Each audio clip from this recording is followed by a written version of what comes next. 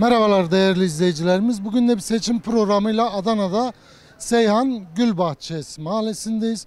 Buradaki seçim çalışmalarını izleyip halka mikrofon uzatmak istiyoruz. Birlikte gezelim.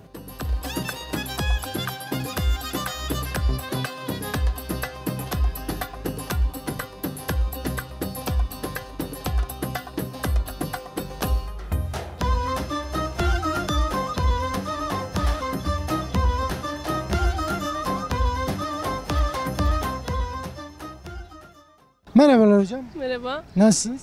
teşekkür ederim.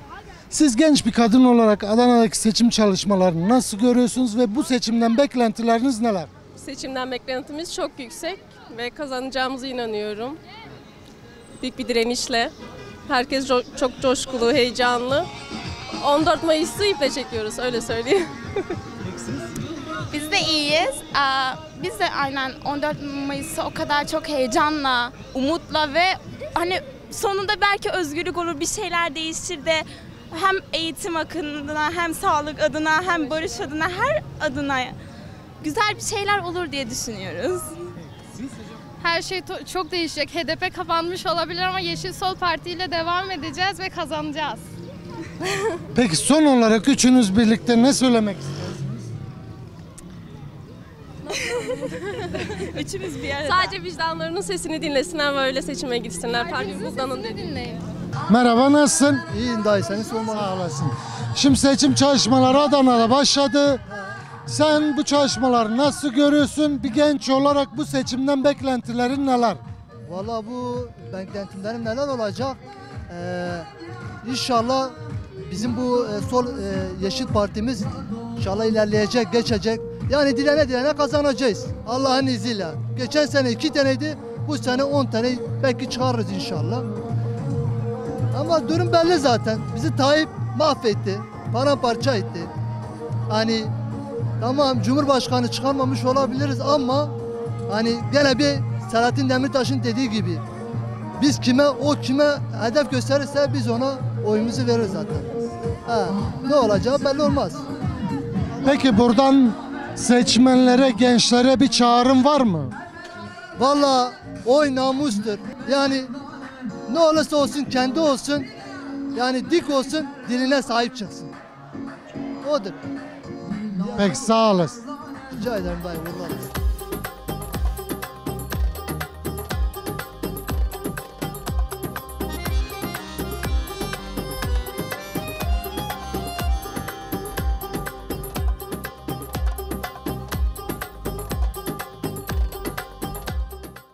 Merhabalar, nasılsın? İyi abi, sen nasılsın? Sağ olasın. Şimdi Adana'da seçim çalışmaları başladı. Sen bu çalışmaları nasıl görüyorsun? Bu seçimden beklentilerin neler? Ne istiyorsun? Biz öncelikle özgürlük istiyorsunuz. Özgürlük, bir güzellik şekil istiyorsunuz. Yani artık bu zulümde istemiyoruz. Her şey pahalılık oldu. Her şey yani artık millet yaşamaz. Yani şimdiye kadar artık millet baktı. Tabii ben de Türk değilim. Ben bir Suriyeliyim. 15 sene de burada yaşıyorum. Artık baktınız yani biz kendi memleketini bıraktınız sağ için. Buraya geldiniz artık. Burayı da bırakacağım. Başka yere gideceğim. Artık çare yok. Yani artık bir şey istemiyoruz. Özgürlük istiyorsunuz. O Allah bir kuvvet versin HDP'ye. Kürt Partisi'niz. Tek o, başkasını kimse istemiyoruz. Peki neden Yeşil Sol Parti? Çünkü HDP biz HDP'ye çok memnunuz. İnsanlarını düzgün insanlarını devam ediyorsan yakalıyorlar. Ters insanlarını bırakıyorsunlar. Biz her zaman zulümdeyiz. Biz de HDP başkasını kimse istemiyoruz. Her zaman da HDP. Peki son olarak ne söylemek istiyorsun? Son olarak bize hakkını istiyorsunuz. Kürt hakkını. Yani biz zulmet istemiyoruz. Her zaman da biz zulmedeyiz. Biz zulüm çekiyoruz. Bütün Kürtlerine. O kadar depremzedelerin altında insanlar kaldı. O kadar yardım toplandı. O kadar çadırlar geldi. O kadar şeyler oldu. Nerede hani? Adam, AFAD, bizim halkımızla ayakta duran bir Kızılay. Bizim verdiğimiz kan bağışlarıyla ayakta duran şey, sen geliyorsun benim kanımı nasıl satabilirsin ya? Sen hayır olarak verebilirsin. Sen çadırı halkın parasıyla toplayıp birleştirip yaparken sen kalkırsın ticarete döküyor kardeşim. Bu nasıl ticaret oluyor? Kalkın Allah'ın ismiyle sen siyaset yapmaya çalışın. Allah-u Teala nedir? Siyasete Allah'a karıştırma, dini imanı karıştırma. Her çıktığında sen diyorsun ki Allah Allah. Allah herkesin Allah'ı zaten kardeşim. Biz insanız, bizim de aklımız var. Senin bu kadar malı, bu kadar insanı mecbur, zor durumda bırakmaya ne hakkın var? Öğrenciler, sen başa geldiğinden beri bizim öğrenci az benim çocuğumdur. Cahil kalmış kardeşim. Okula bir sene okul diyor, bir ay okula gidebiliyor. Bu ne ya? Git de biz de kurtulak. Bu halk da kurtulsun. Tek Kürt halkı için değil. Kürt, Arap, Çerkez herkes yaptı. Anladın mı? Bırakın gitsin ya. Bu kadar. Yani biz Sağ ol. kurtulmak istiyoruz.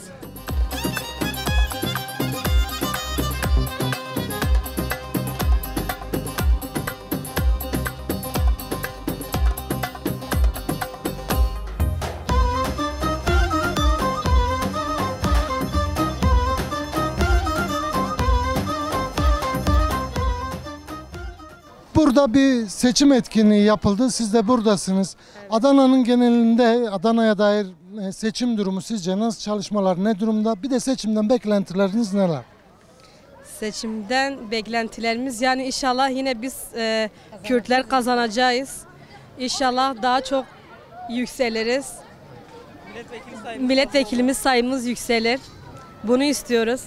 Peki seçimde hani oy kullanacaklara bir çağrınız var mı? Ne yapsınlar, nasıl davransınlar? Çağrımız var Kürtlere. Buradan Kürtlere bir sesleniyorum. Herkes Kürtler kendi partisine oy versin özellikle. Evet. Başka partiye oy vermek yok. Yeşil Sol Parti. Niye Yeşil Sol Parti? Ben Kürtsem Kürt'e vereceğim. Değil mi? Benim partim var. Peki bir kadın olarak seçimden beklentileriniz neler? Kadın olarak. Bilmiyorum. Yani bir sürü sözleşme var. Hani kadın hakları, işte İstanbul Sözleşmesi var, bu iptal ediliyor. Kadına dair bir sürü şiddet var. Hani bunlar bir şekilde manipüle ediliyor. Siz bir kadın olarak bu seçimden sonra kadınların haklarına dair bir düzelme olacağına inanıyor musunuz? Tabii bir bayan milletvekili bizlerden çıkarsa inanıyorum. Kürtlerin hakkını savunacağına inanıyorum. Son olarak söylemek istediğiniz bir şey var mı seçmen? Sadece inşallah biz kazanırız diyorum. Başka bir şey yok. İnşallah. Oylar Yeşil Sol Parti'ye diyorum. Merhabalar hocam. Merhaba, Siz tanıyabilir misiniz? Ahmet Akdoğan. Hocam Adana'da seçim çalışmaları başladı ve giderek de daha canlı bir halde sürmektedir. Adana özelinde seçimler ne durumda, seçim çalışmaları ne durumda, seçimden beklentileriniz neler? Bir de seçim güvenliğine dair ne söylemek istersiniz? Öncelikle hoş geldiniz. Adana'da şu an gerçekten çok güzel bir hava var. Yeşil Sol olarak büyük bir coşkuyla tüm bürolarımız açılıyor. Az önce zaten gördünüz. Eş başkanımız da buradaydı. Halk büyük bir sahiplenme var. HDP kapatılmasıyla da ilgili halk tepki olarak daha çok partisine sahip çıkıyor. Yeşil Sol'a sahip çıkıyor. Yani coşkumuz, ben inanıyorum Adana'da her zaman 2 çıkarıyorduk. Bu sefer 4 çıkaracağımıza ben inanıyorum yani. Peki seçim güvenliğine dair söylemek istedim. Yani seçim güvenliğiyle ilgili zaten biliyorsunuz iptal edildi. HDP sandıklarda alınmadı. Şu an müşahit olarak yine eskisi gibi halk yine sandığının başında olacak, sahiplenme olacak ve yoğun bir yönelme var Yeşil Sol'a. Gelip kendi arkadaşlarımız biz sandığımıza sahip çıkmak istiyoruz diyor. Bu da bizi sevindiriyor.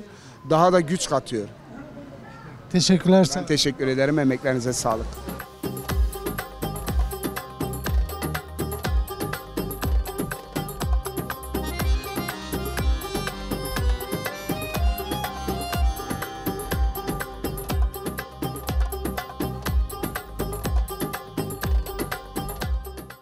Merhabalar. Merhaba hocam. Siz tanıyabilir misiniz? Ben Nihat Doğanır. Hocam Adana'da seçim çalışmaları diğer yerlerde olduğu gibi başladı ve büyük bir heyecanla da gidiyor gözlemlediğimiz kadarıyla.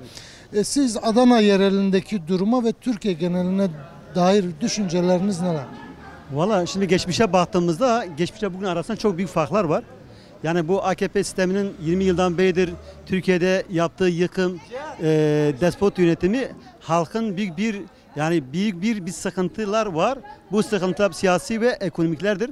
Son yaşanan deprem sıkıntısı, ekonomik sıkıntılar insanlar artık AKP'den bir kurtulma, yani başka yönetimlere, demokratik yönetimlere yönelme bir durumu var. Bu konuda gittiğimiz bütün mahallelerde, bölgelerde gerçekten geçmişten daha fazla bir istek var, coşku var. Bu coşku da demek gidişin bir ayak sesleridir. Bu konuda bizler de bunu görüyoruz ve biz 15 Mayıs'ta çok güzel şeyin olacağı, çok şeylerin değişeceğini kanısındayız, umutluyuz yani. Başaracağımızın umudunu da ediyoruz yani. Seçim güvenliğine dair ne söylemek istersiniz? Valla şimdi seçim güvenliği deyince tabii ki bu bizi kaygılandırıyor. Son yapılan nüfus sayımlarında, adreslerde çok sayıda Afgan, Suriyeli seçmenlerin olması bizi kaygılandırıyor. Biz diyoruz ki yani bu despot yönetim yani kaybedince her şey yapma konusunda yapacaktır. Bu konuda benim kaygılarım var. Ama tabii halkımız kendi sandığına sahip çıkarsa bu konuda bazı şeylerin olacağı inancım var. Ama tabii ki her şeyden önce halkın sandıkları güvenli bir şekilde sahiplenmesi gerekiyor. Peki son olarak söylemek istediğiniz bir şey varsa?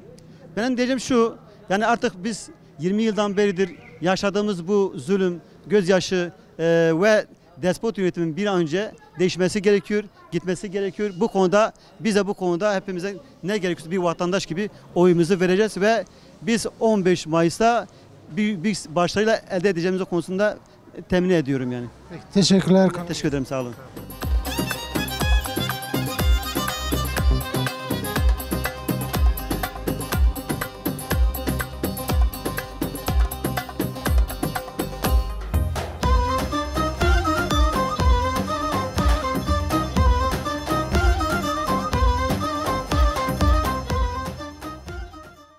Hocam şimdi seçim çalışmaları başladı. Bugün Gülbahçe'de de bir miting yapıldı. Bir halk toplantısı, bir katılımlı bir etkinlik yapıldı. Siz Adana özeli ve genel olarak seçimlere dair görüşünüz, beklentileriniz neler?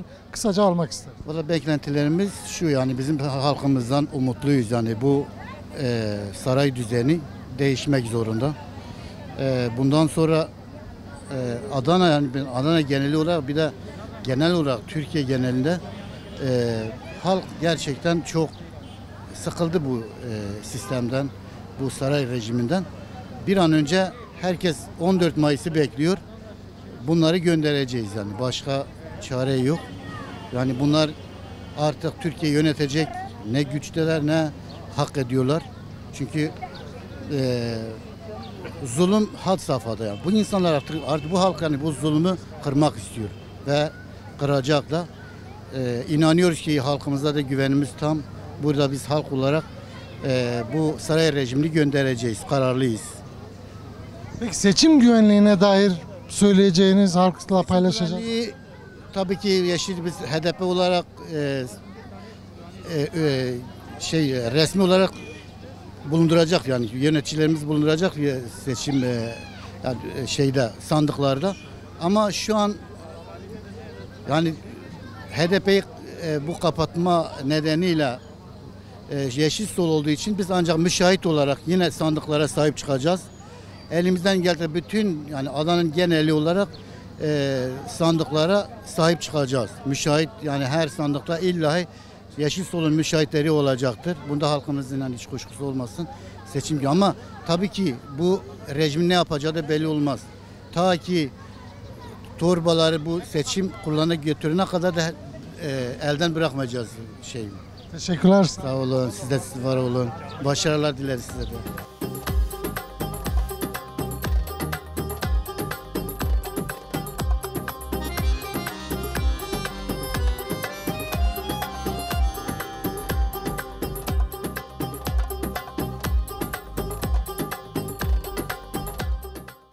Sizi tanıyayım.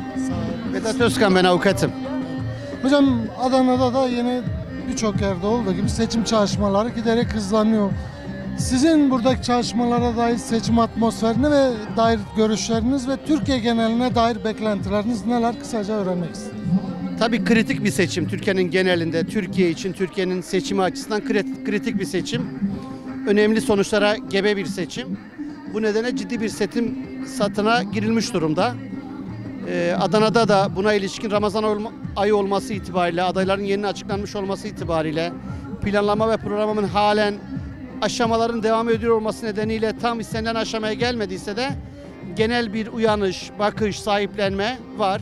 Özellikle Yeşil Sol Parti'nin bu konuda daha hızlı sahaya indiği, çabaladığı, kendini toplumda aleni kılma konusunda ve yeni parti olması itibariyle de tanıtma konusunda ciddi bir çaba içine girdiğini zor şartlarına rağmen görüyoruz. O nedenle seçimle ilgili iktidara karşı ciddi bir öfkenin, ekonomik krizlerin yarattığı büyük sorunların iktidarı götüreceği, Millet İttifakı adayının kazanma ihtimalinin çok yüksek görünüyor.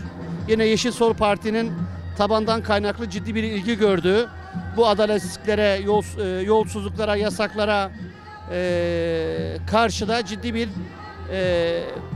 birlik yakaladığı, dayanışma gösterdiği de görülüyor. O nedenle Yeşil Sol Parti'nin bu seçimde ciddi bir sürpriz yapabileceğini düşünüyoruz. Adana'da bu konuda son derece güçlü çalışıyor. Peki hocam, seçim güvenliğine dair neler söylemek istersiniz? Şimdi tam da avukat olmam nedeniyle benim alanım. Bu Türkiye'nin 10 yıllardır, 100 yıllardaki sorunu. Ama hele şu mevcut iktidar döneminde büyük sorun. Halkın seçim güvenliği konusunda her zaman büyük kaygıları var. Buna ilişkin ciddi örgütlenmeler var. Mesela biz avukatlar, baro, muhalif avukatlar, partinin avukatları da kendi aralarında örgütlenerek sandık ıslak imzalı tutanağı almak suretiyle halkın tercihinin sandığa doğru yansıması ve sandıktan sonra doğru sayılması konusunda büyük bir çaba var. Bu konuda geçmişe göre çok daha iyi durumda. Çok daha insanlar duyarlı, tabiri caizse uyanık, sahipleniyorlar. O konuda kaygı yaşanmasın, sahip çıkacağız. İktidarın her türlü hile yapma girişimi ve niyeti, düşüncesi olduğu konusunda hiç kuşku duymuyoruz, hiç tereddüt duymuyoruz. Böyle bir durum var ama bunu önleyeceğiz. Halk da bu konuda rahat olsun. Bir hukukçu olarak bunu açıkça söyleyebilirim. Son olarak eklemek istediğiniz varsa alalım, bitirelim. Şimdi tabii biz seçimin adil ve adaletli bir ortamda barış içinde geçmesini istiyoruz. Şu an burada seçime baktığınızda seçimin polis ablukasında olduğu, panzerlerin ne diyorlar o küçük akrep mi diyorlar, akreplerle, zırhlı araçlarla, kamera çekimleriyle ki seçimler hakim güvencesi altında olur. Emniyetin buna müdahale şansı yok. Buna rağmen buna ilişkin ciddi bir sindirme, gözdağı verme, baskı altına alma çabasının ısrarla sürdüğü görülüyor. Belki bu alana insanların yeterince akmasına engel oluyor ama bilsinler ve görecekler ki sandık sonuçları bu baskılarla ilgili her türlü durumu ortaya çıkaracak ve mutlaka adil ve adaletli olan, halkın tercihi olan seçim güvenliğinin sağlanmasıyla beraber bu iktidar değişecek. Bu halk kazanacak. Yeşil Sol Parti de büyük bir sürpriz yapacak. Buna inanıyorum. Peki hocam, teşekkürler. Teşekkür ederiz. Kolay gelsin Adana'nın sıcağında size.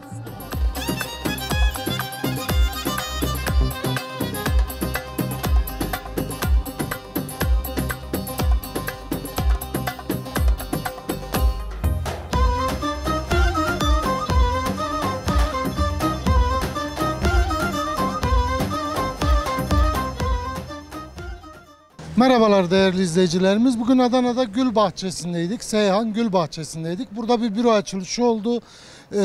Yoğun bir katılımla konuşmacılar, adaylar burada halkla buluştular. Biz de mikrofonu halka uzattık. Buradaki seçimin durumu ve seçimden beklentilerini sizinle paylaşmak istedik.